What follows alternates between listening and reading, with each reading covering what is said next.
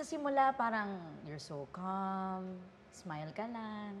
Saan nanggagaling yung ganong personality? Because nung nalaman namin yung storya mo, ang bigat pala ng pinagdaanan mo. But inside the house, ikaw yung pinakakalma. Ikaw yung, kumbaga, hindi mo ipinakita na ganito kabigat yung pinagdadaanan mo. Saan nanggagaling yung ganoon? Siyempre, feeling ko it's the way I was raised and by my parents, how they brought me up. And I feel like also yung pinagdaanan ko yung mga challenges ko na face ko sa past. That's what made me who I am today. So parang sa bahay, yung mga challenges, kahit mahirap, kahit parang kala natin imposible, I think I try to remain calm and positive all the time kasi I know there are much more worse things in life than what we went through inside the house. There are people who are suffering more, who have harder problems. So whatever we were facing inside the house, kaya namin yun.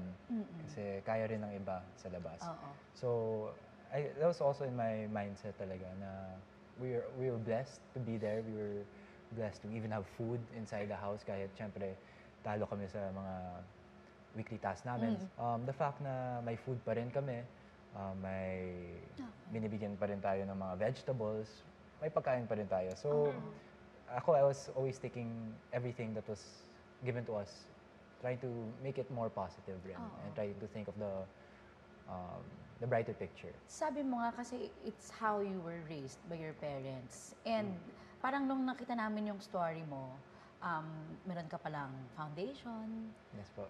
So, doon yung pinanggagalingan na parang sobra rin yung connection mo to